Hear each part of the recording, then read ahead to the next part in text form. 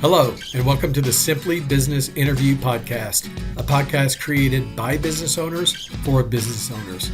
I am your host, John Jennings. And I believe that most business owners are working way too hard for much too little. And one of our issues is that we overcomplexify things. I believe the answers are almost always within us or within our reach. I like to say that I'm a simple man with simple ideas. So welcome to Simply Business. All right, today we are joined by Mark Lewis, who is the founder and CEO of Advanced Business Solutions.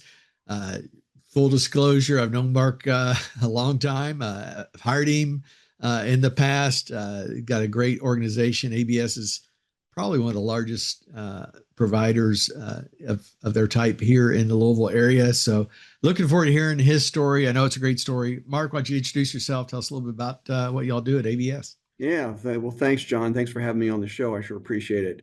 We're a computer services firm. We help businesses with their computer, fill in the blanks, help desk tier 2, 3, install, maintain equipment, that kind of thing. And we are the largest in the region, which is very flattering to have got to this place. Yeah. So, and you're also celebrating your 30th anniversary?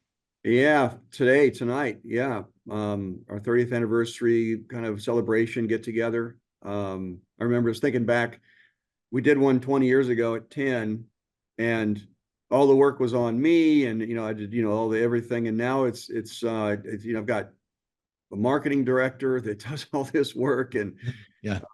we've come a long way from the 10-year one, that's for sure. Yeah. So how big is your team there now? I always do it by employees, 120 employees. Okay. So 21 or 2 million in revenue. Yeah. Excellent. Very successful organization, and a lot of folks in the region use you for these services. I was thinking about, a lot about business success is about timing, having the right product, the right service at the right time. And sometimes people are too early and fail because they run out of runway. And then some people come along too late, and it's like, hey, that's old news. I think your timing had to be about perfect, because the mid 90s PCs were showing up on everyone's desk. I know for younger people, they don't understand that. Like, you didn't have a PC, No, actually, a lot of times you only had like one PC per department. Didn't have that either. And yeah.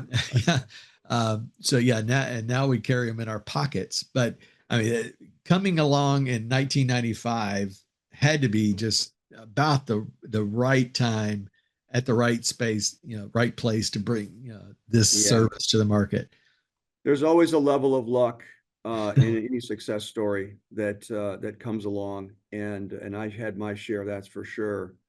That to kind of elaborate on the timing and what the environment was like, there was kind of two things going on. Windows 95 was just released, and which was a huge departure from the DOS/Windows 3.1 world. And that was a kind of a big jump in kind of user interfaces and how things work. And it was very, very foreign to pretty much everybody. Right. Because it automatically did a lot of stuff that 3.1 did, but then the applications didn't work and the printing was different. And so it created a lot of problems before it got straightened out. So the other thing that was going on too is the the computer people have not always been very aware of normal people and their wants and their needs. The computer people have not always they've looked at computers as widgets and toys, and isn't this neat? And they had a knack for it, but the general population didn't, the working population didn't. And so the computer services were very bad at the time. Right. All the firms were terrible. There was a big company that had been very successful that started imploding right at the 2000, and they had most of the market share, but they got over their skis and made some mistakes, which opened up a lane for a lot of us other companies to kind of crawl up and start to take some market share. Yeah. So we approach the market as we just want to be different. We want to help people. We want to plan better. We want to set expectations better. We want to treat this like a business tool and react as such. And the environment is still that case, but back then it was desperately poor, and it's gotten better. Yeah. But it's still not great industry wide. We deserve a reputation of, I hate my IT guy. We deserve that. So. So, so what provoked you to start the company in back in '95? What was the impetus behind that? It's funny. I've always had an entrepreneurial spirit. But when you're in IT and you're in a manager and you're getting paid pretty well in relative to everybody else because you have a unique skill. The motivation to go out on your own and say, I'm going to go hang my shingle out here and pave my own way. The motivation to do that is not financially driven. It's actually quite a risk. And what happened to me, and I've talked about this in the past, is I was just in a really bad fit job for me. I didn't like it. They didn't like me. I didn't like them. And after a couple of years of kind of pounding my head against that and just not being successful and not feeling successful, drive me to want to just do something different and not really want to work for somebody else. And so the environment really, is, again, you get lucky in some areas. I was in the mindset to do it, and was tired of the rat race that I was living, and had some small kids, and it was just ready to do something different. And then the small kids gave me the motivation to, there they need to be fed. And my wife was taking care of the kids at home, and she'd quit her job, and it was like, well, you're going to make this thing work, or, the alternative's not very good. So again, just kind of a great sequence of events that came together. Yeah. So what were some of the early challenges that you faced? It's fine. This is, You can being our remember 30th 30 years anniversary. back. What's that? If you can remember 30 years back. Oh, yeah. Well, because our 30th anniversary, parties tonight, this is a question that's coming back to me. So this is kind of a recurring question. The thing that was, when you start a business by yourself, you didn't have funding, you didn't go out and buy something, you just kind of hung a shingle, and the computer industry was kind of that way where you could do that. You had to wear all the hats. You had to send the invoices out. You had to keep your own time. You had to go to the bank and take the check to the bank. You had to, cold call and sell, and you had to create the product. You had to create, letterhead. You had to find a logo. You had to do all of these things. And so and you had to create cash flow. And I said, you got to do the work and do the operational piece. And so, I think the biggest challenge for me at that time was, you have to do all facets of that with quality. You got to do it all well. And I'm good at some things naturally that are easy for me, and I'm not so good at other things that take a lot of work for me to do okay work when I work hard to do it, or okay quality when I work hard to do it. So I think the hardest thing was doing the things I didn't like to do, I wasn't very good at, and still pound away and get it done. Over time, I was able to take hats off. I personally am not very organized, and I can't find a piece of paper I file later. I can't find it, type of stuff. And so, one of my first hire was somebody really, really organized to really help me with some of that stuff. And so that helped a lot. And then as I took hats off along the way, learning how to manage differently. And so I always will marvel at how somebody like Google and Brent or Amazon can all of a sudden create this company and explode in expansion. Yeah. For me, it's like I had to learn how to do this stuff at the different stages that you view along the way. And so the stage that we're at now, we probably achieved 7-8 years ago, and maybe a little longer. And it took me a couple of years to figure that out. So I just finally feel like I know what we're kind of doing here, and now it's time to retire, I guess. So well, I know you're a humble guy, and so you're always you undersell your success sometimes. One thing I know about you is you are very good judge of talent. And I've heard you tell stories about how you've, found people in the, most, uh, unusual places and said, "Hey, you want to come work for me?" And I've heard you tell some of those stories. Um, what's your secret, or what do you take for, you probably just take it for granted, but you are a good judge of that, because I think you have a lot of longevity in your team as well. So uh, what's your thoughts around finding talent and being that judge?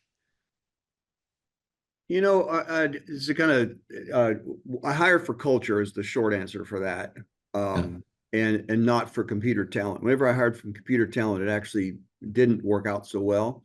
yeah, And hiring for culture, the main tenet of our culture is we help people. That's what we do. And if you don't like helping people, you shouldn't work here. That's kind of where it goes. And so when you start to elaborate on that, if you're a natural helpful person and you want someone to like you and do good work and get rewards for that and all that type of stuff, and you're willing to anticipate and understand the nuances of this and treat them well and do what you say you're going to do and return your phone calls and all that type of stuff. um, that type of person is not hard to spot, actually. yeah, It's if you're, my dad was at Best Buy buying something, and he called me and said, "Hey, this guy who sold me a phone or whatever he sold him, he said you should talk to him. He was the best. I really liked him." yeah, So I called him. I talked to him, and he's still with me. yeah, Skylar's in the other room. Um, and So things like that along the way. I was kind of a sad story. A friend of mine lost a daughter, and I had her phone. I was trying to get the phone cracked, and so I took it to some specialists to get the phone cracked. And uh, the specialist that I was talking to just was just amazing in this situation of the death and everything.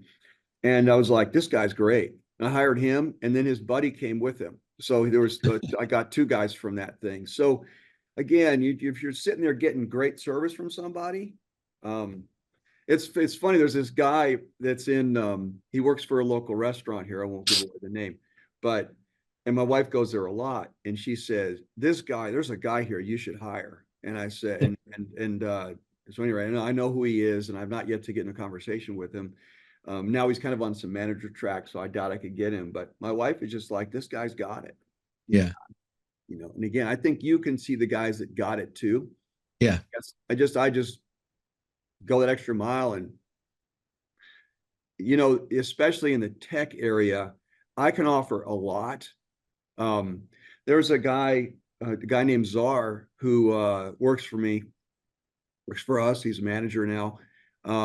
He did my security system. This is one of the most flattering things that ever happened to is so this guy did my security system at home. And this guy was the most naturally talented service guy I've ever met. He was unbelievably good, and all the little nuances. And people were calling him for tech support because he was kind of a head dude. But he was managing me really well while still doing some tech support calls to those people. It just was the touch he had was unbelievable. yeah, So I got talking to him, and I knew that security systems at home is probably not his end game, right? So it was like, I can yeah, offer him a great end game. I can yeah, offer him networking, and I can offer him servers and compute. I can offer him an amazing career in this area. And he just has right, raw talent. And so I just started talking to him. I said, "Hey, what do you want to do?" And he started talking about what he wanted to do. And I said, "You know what I do?" And he did not. And we talked about that. So here's the funny part. So I hang up with him, or he leaves, finishes, yeah, he leaves. And about 10 minutes later, my phone rings, and I answer it. And I looked at it, I knew I answered it. And it was this guy's boss at the security company. And I thought, oh, he's going to rake me for trying to get his guy. And the guy said, "Hey, I just want to tell you, he's the best. You need to hire him." He said, I can't oh contain him. I wow, can't hold him. He needs more than I can offer. And I know what you guys do. I know you can." He's a hiring. Wow. And I was like, whoa, that was the coolest thing. 'Cause I thought this guy was Yeah. getting I thought you were fired. going to say he was going to ask you for a job too, but No, I thought he was that's going to even say, better. quit talking to my guy. He's trying to do, steal my guys. But he was pretty much saying, take him.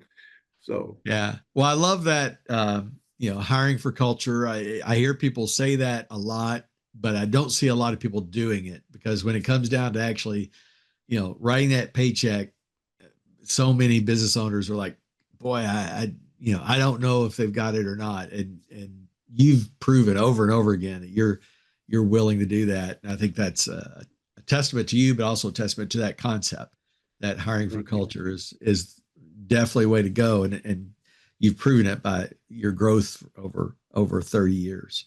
Uh, so you started your, I guess we're probably about the same age. You may be a little younger, but your kids were young when you started this. That was always I had dreams of doing something like this back then, but I'm like, oh, I can't do that. I got young kids.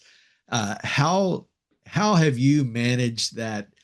And I hate the term work-life balance. I think it's one of Yeah. the worst terms we ever use because there's no such thing.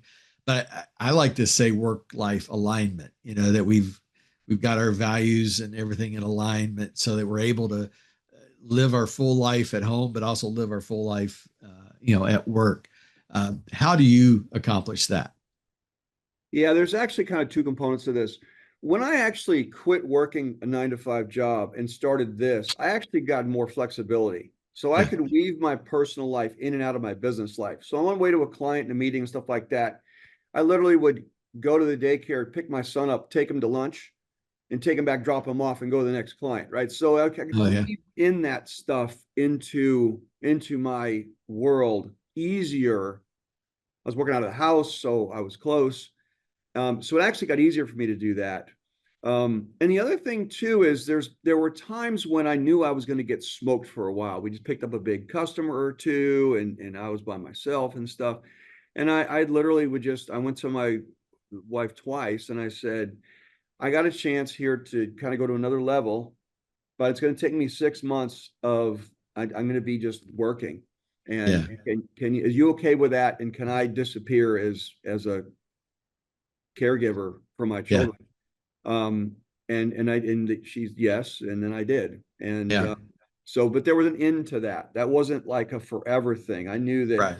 it's got over the hump. I could scale it back and get back to being the dad I wanted to be. It's also really Yeah. critical for me to be a great dad. I mean, Yeah. a good dad. I want to put it this way. I wanted to be present. Yeah. So I was figuring my kids might say I was a terrible dad, but they couldn't say I wasn't there.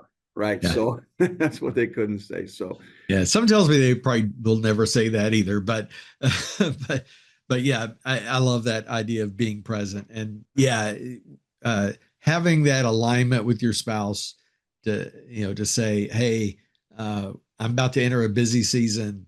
Are you okay with this? Are you yeah. aligned with that? That's some wisdom there that probably a lot of younger folks need to hear that it takes that Yeah. partnership because as soon It as we go in, absolutely does. I mean, your better half or second half, if you're married or with your partner, if they're, you know, not in it, it's a tough road. It's a tough yeah, road. when I decided to do this, I tell people this story. I took my wife. I'm part of a franchise, and so we had the discovery day where we all met with the leadership of the franchise out in California, out in San Diego, and we went out. We spent the day with them. My wife was there with me the whole time. We went out to dinner that night, and on the way back to the hotel, she kind of pulled me off to the side, and she just kind of whispered to me. She goes, "You have to do this." Oh She yeah. she knew that it That's was a great. fit for me, and that was that. If she hadn't won, if I hadn't taken her with me, she would have said, "What are you doing? Yeah. What What do are you you think?" doing? But she saw how they were. I was a fit for them. They were a fit for me, and so she's been with me on the journey for 7.5 years now. So Oh, that's great. I'm glad to hear yeah, that. I won't make it to 30, I'm quite sure, but I'm proud of what I've done so far. And yeah, that I love that idea of being aligned with your partner.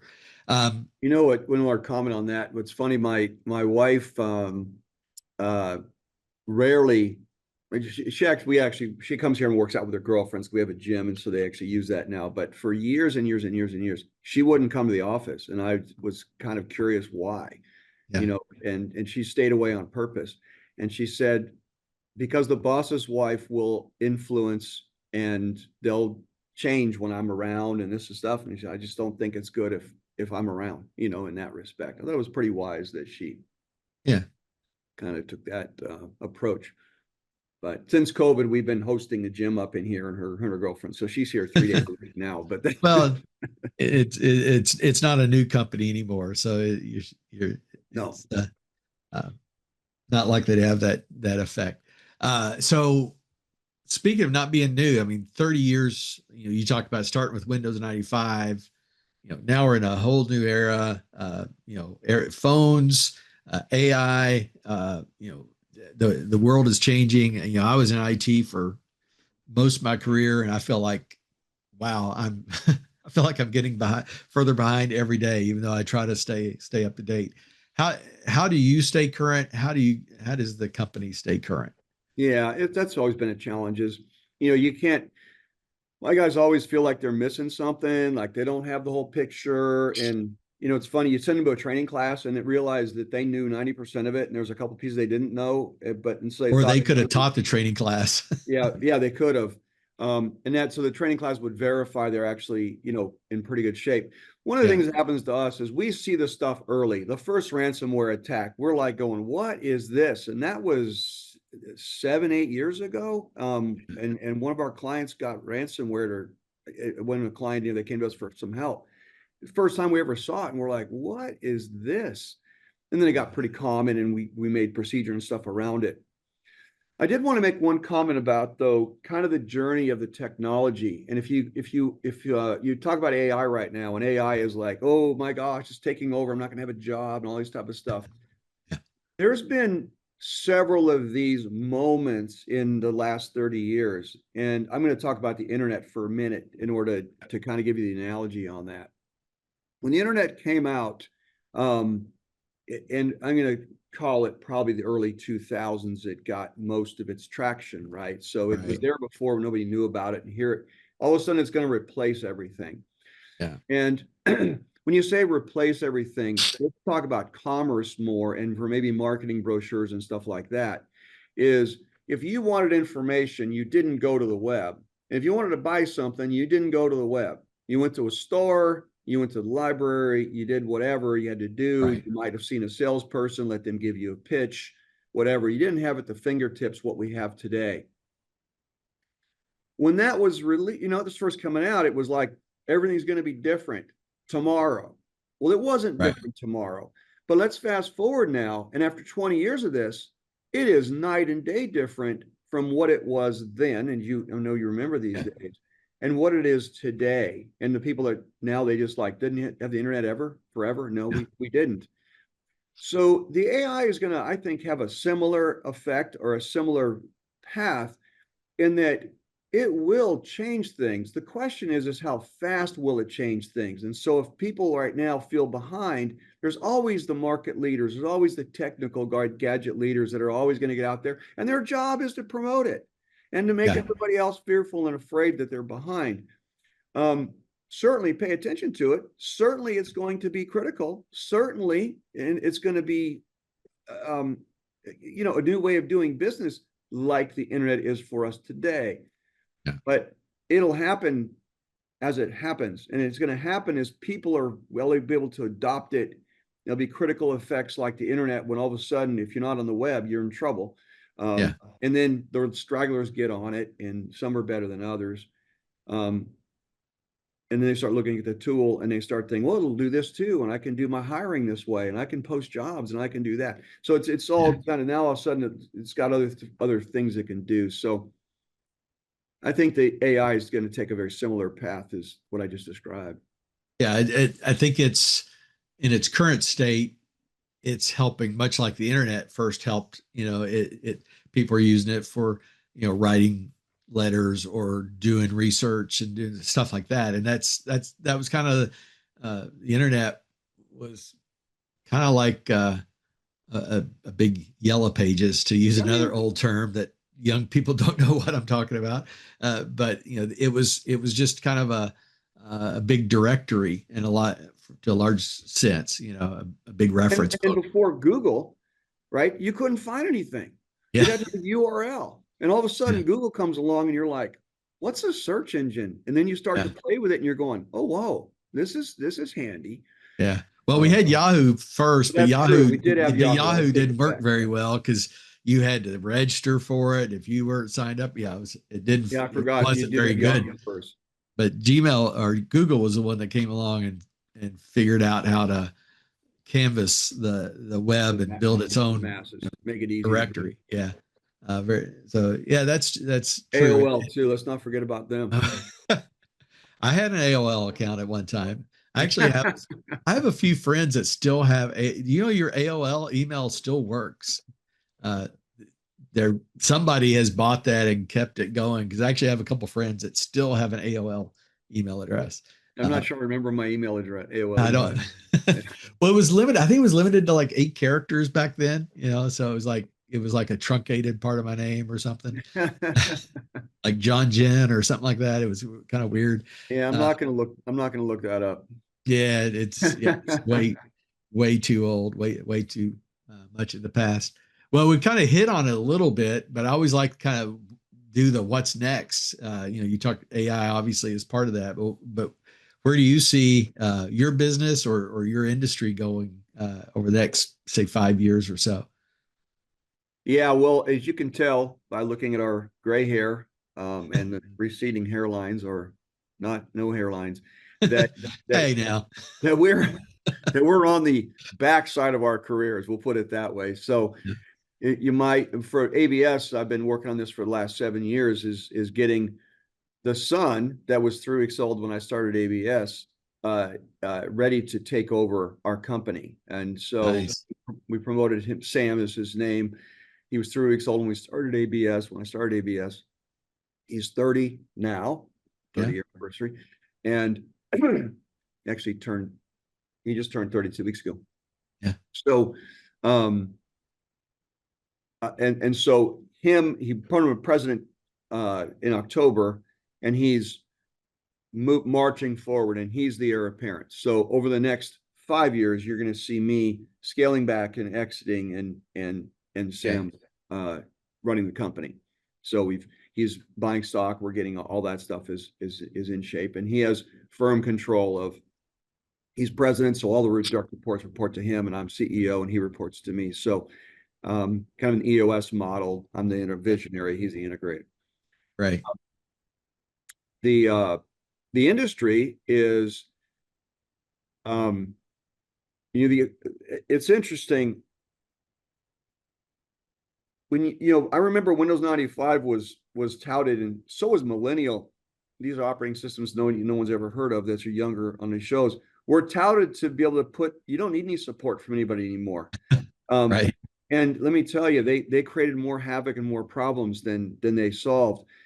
And then along the way, there's always been something. There was viruses and ransomware and security issues, and there was always, the growth of the internet. I need to get a website. I need to get up, and I need.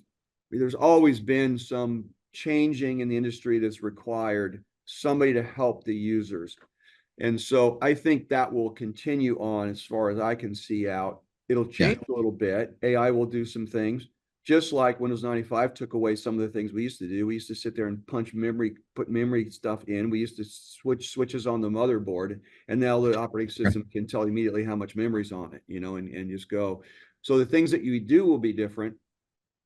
I think that there is a path for a computer services firm to help people make decisions, because it's getting more complicated. It's not getting less complicated.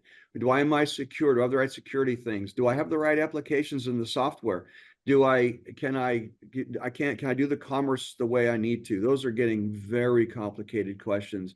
And Yeah. we've created a consulting group to help with that. So I think the industry is going to be healthy. It's going to get more of a consultative thing and less of a I'll fix your printer type of Yeah. stuff. It'll be more high level guidance. where I see the industry going. Excellent. Excellent.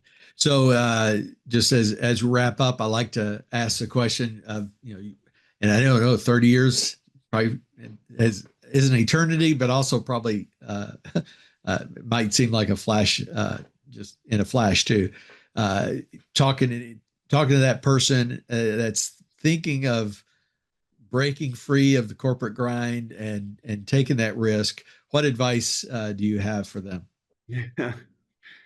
I'm going to kind of answer that a little bit differently. And that when I was younger, I still am a plagiarizer, which is, what did you do? How'd you do it? And help me figure it out so I can, adapt whatever the best was that you did to what I'm trying to do. But I asked the question a lot of people that were older that had successful businesses and picked their brains. I did that quite a bit. And one of the recurring themes I heard was, it's the journey, not the destination. And I remember 30 years ago going, yeah, that's a bunch of BS. It's, and I have to say, now that I'm here on the backside looking at that, it is the journey, not this. Now the destination is cool. I mean, we have a great destination. I mean, having, been growing a company, one of the largest, and here we sit and we matter. And financially, I'm secure and all those things. The destination's great. But when I look back on the 30 years of going there and getting there and working with people, and some people are still here, we pulled in all the people from out of town for this party tonight. So I'm walking through, and there's guys that live in Maine and in South Carolina and in Nashville and Ohio. And I haven't seen these guys in a while, right? So it's, hey man, how are you? Good to see you. They used to be here and they moved away, and we kept them as employees. So it's that journey that's the exciting part, that you look back on your life and you get grateful for the journey. And I would probably tell my younger self is just stay the course. Stay the course. It's scary. Just stay the course. Doesn't happen overnight, does it? That's the other thing I learned too, is the patience of kind of setting the environment, setting the stage up. We're heading this direction, kind of moving people and migrating, changing thoughts and minds, and just and be able to move it. You can move it. It takes a long time to move a big company. Yeah. So, well, Mark, thank you for your time. You are an inspirational leader. I've always been impressed with what y'all have done at ABS. And so encourage folks, if there's folks that need, you serve beyond Louisville now, right? You have clients all over, right? Yeah. And someone has a location, someone who we might have a corporate office here has a location somewhere in the country. So we touch most of the states. Yeah. So if someone needs computer support, this is certainly one of the top companies in the area to talk to. So I appreciate you coming on the program. Appreciate you sharing your story, and wish you, success in your transition that you have going on. Well, thank you, John. I'm flattered that you asked me to be on your show, and thank you very much for including me in it. Thank you for listening to today's episode. If you liked it, please share or like it on whatever platform you use. You can find me on social media. On most platforms, I'm John K. Jennings. My first book is also available. Your Baby is Ugly tells you about 10 truths that business owners need to hear, but often won't, and how to overcome them. You can find it on Amazon. Just search for Your Baby is Ugly. And be watching for our next episode, where I'll interview another business owner who will share their stories and insights into what it's like to create a great business.